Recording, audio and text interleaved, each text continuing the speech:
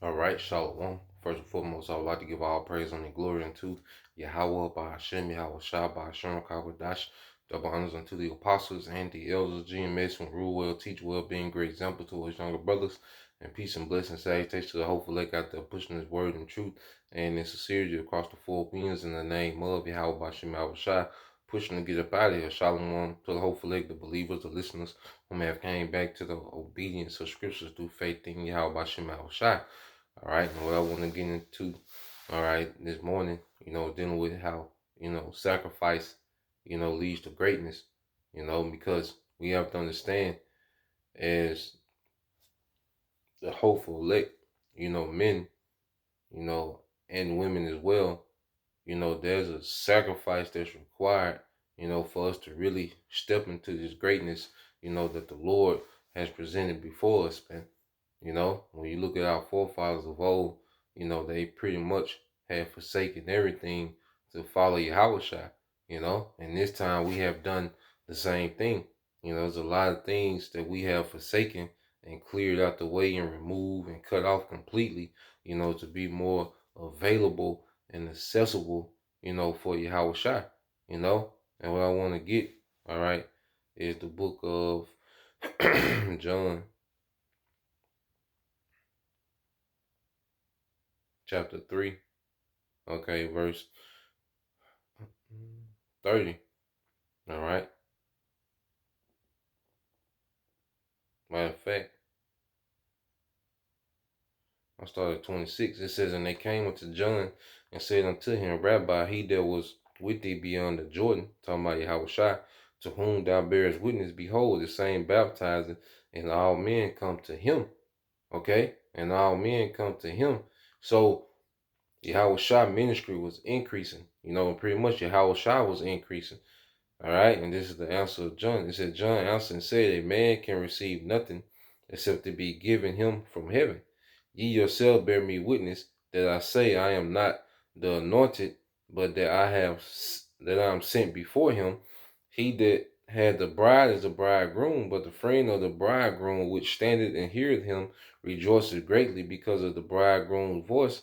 This, okay, this therefore, all right, this my joy therefore is fulfilled. So Yahweh, as Yahushua ministry was increasing, John the Baptist was fulfilled off of that because he came to be a forerunner for Yahushua. His life was dedicated to building up Yahushua. So as he seen Yahushua increase, his joy was fulfilled because he was doing his job. He sacrificed his life for Yahushua. And as he's seeing it happen in real time, he was fulfilled. Okay, and that's how we have to be as men. Our fulfillment should come from being a joy to Yahushua, being the aid to Yahushua, helping Yahushua, and that's the like a husband and wife relationship, because a life is supposed to be dedicated to forwarding the life, okay, of her husband, to forward the house and the situation of her husband, man, the enterprise of her husband, okay, and that makes that wife extremely pleasing unto their husband, where now she's putting herself in a better predicament. You see, the thing about how Yahweh Shema Shai created the dynamic, a husband and wife, is supposed to be a complementary relationship, you know, and it's supposed to be a thing of dedication and sacrifice, which leads to greatness. It takes, sacrifice from a man, serving Yahweh Shema Shai. That's what really leads into greatness. You look at our forefathers that was great, you know, their life was dedicated to Yahweh Shema Shai. You look at Joseph. He was put in prison because of his dedication to righteousness. He didn't want to commit adultery with Pharaoh's wife. Okay? You look at David. His life, his faith was dedicated to Yahweh Shema Shai. Okay? Then it led to greatness, man. The 3 Hebrew boys, okay, Daniel, Nehemiah. You look at all our men, all right, that was great. It was based off them dedicating everything to Yahweh Shema Shai. That's why I say he must increase, but I must decrease. Okay? So our life becomes less and less about us, because before we came into the truth, our schedule was filled with what we wanted to do, our desires, our dreams and aspirations, you know? But those started to diminish, okay? And it started by being what Yahweh Shah wanted in the earth, man. You know? And he wants his people to be taught in righteousness. He wants his sheep, okay, to be built up in faith. He wants his sheep, okay, to be kingdom minded, man. Okay? So now our schedule is filled with things pertaining to Yahweh Shai, you know, and everything else is minimalized, man. Okay? And the reason why we do go hard, you know, in our labors in this world is so we can be freed up, all right, to, all right, serve Yahweh Shai. Okay? And it comes with a sacrifice, man. Like, really, you know, when you want to be great, you don't have just a lot of free time like that, man. Okay? Free time equals being mediocre, man. I'm just be honest, man. When you just have all this excess free time, if you ever at the point where you don't have nothing to do, you're extremely mediocre, you know? But being great, man, there's always something to do when it comes to being great, man. There's always something to get better. There's always something to sharpen.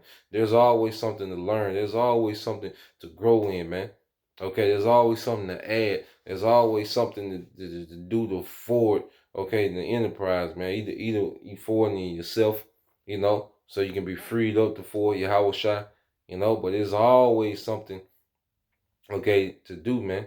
Now, this is Proverbs 18:1 said, through desire, a man having separated himself, seeketh and intermeddleth with all wisdom. Okay? See, when this thing becomes a desire and not a chore, okay, then you begin to be obsessed with it, man. Okay? When this is not a chore to you, when it becomes a desire, then it's when you become obsessed with it, man. You know, and that's going to lead to greatness. There's another thing, like people that are truly great, you know, it became a point when they became obsessed with their craft. You know, they were just, you know, indulged. They was fully submerged into their craft, man. You know, and this is what we have to become. You know, we want greatness, man. You know, everybody according to their portion, but whatever your portion is, you gotta magnify it. We gotta magnify it, man. And what Apostle Paul said, I magnify my lot. I magnify my office. Because each brother has an office, man. Okay? And it says,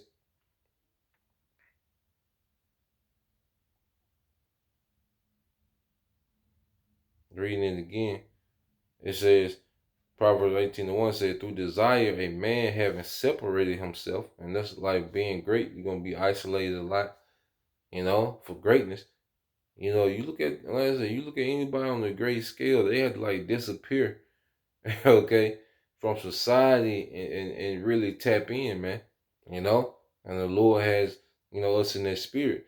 It says, seek it and in the meddleth, okay, with all wisdom, man, really tapped in. You know, there's a lot of times when the world is partying and we studying, man. You know, there's a lot of time where the world is sad and scared and we're studying, man. See, the Lord got us consistent, because that leads to greatness as well as consistency, man. Okay? Being consistent and persistent. You see? Like I say, when the world is sad, we studying. We tapped in. When the world is rejoicing, hey, we tapped in. You know? Like I said, not saying, you know, every now and then you let your your hair back, you know, but it's minimalized because we always have something to do in the spirit, man. You know? We always have something to do in our day to day that frees us up for the spirit, man. You see? When you go to Sirach 39:1, it says, but he that giveth his mind to the law of the Most High and is occupied in the meditation thereof will seek out the wisdom of all the ancient and be occupied in prophecies. Okay? This is pushing the mindset. Okay?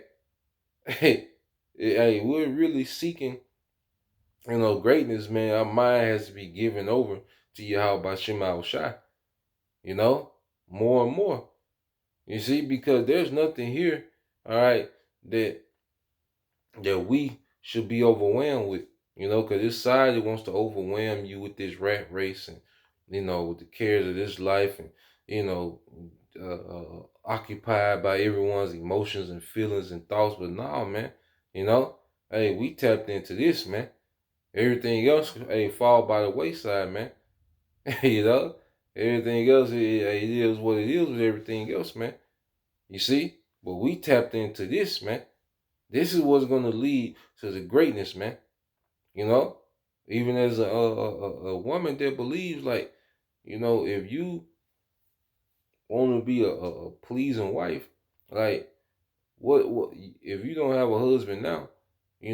Your mind should be geared toward building the skill set to be pleasing. You should be the same way men research these scriptures and go into words and go into documentaries and go into all these different things. You know, learning what this word means, learning Hebrew. Really going into it, toiling and laboring. Okay, to be pleasing unto Yahweh. As a woman, you should be toiling and laboring, all right, and building up a skill set to be pleasing to a man, okay, an Israelite man, okay, and it comes with sacrifice. You're gonna be, and one thing about it, when you becoming great, mediocrity criticizes greatness. When you want to be great, the mediocrity around you will criticize your greatness, man. Will criticize your sacrifice to be great. Because before you become great, there's a humiliation. There's a, because sacrifice looks humiliating. Being a servant unto someone looks humiliating. Okay, to people on the outside looking in because they don't see what it leads to, man. But we do. There's a true sacrifice for things we want. When we desire something, that promotes sacrifice, man. Okay? Because if you want a handout, it's a chore. Okay? When you just want a handout, when you want things handed to you, then the sacrifice seems, unreasonable, and it seems like a chore to really grind to get it. But when this thing is a desire, you see, when this thing is a desire, man, you fall in love with the grind, man. You see? And let's get that. And we'll end it there. I didn't want to make it super long. Now this is the book of Philippians 3:8, 3:7. It says, "But what things were gained to me, those I counted loss for Yahweh Shai." Okay? And I read this in the NLT. Philippians 3:7, it says, "I once thought these things were valuable, but now I consider them worthless because of what Yahweh Shai has done." And see, when we really start living this thing, man, when this becomes us, you know, everything that we used to do becomes worthless, man. Okay? It don't even register anymore. Okay? And because we're gaining Yahweh Shai. When you really start to see gains in Yahweh Shai, it's just like working out. Once you start see, it was a time when you see men that are extremely fit. There was a time when they fell in love with the gains. They started to see the gains from their labor that they're putting in, and they fell in love with them gains, and that's what created their drive. Okay? Same thing in Yahweh Shai. When we start to see gains within Yahweh Shai, then you start falling in love with them gains and be like, okay, you know, more reps, more time, more discipline. You see?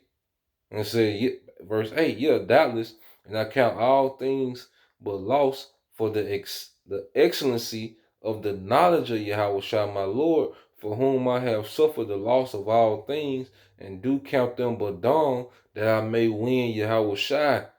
Apostle Paul became tapped in because he fell in love with the gain he was receiving in Yahweh Shai.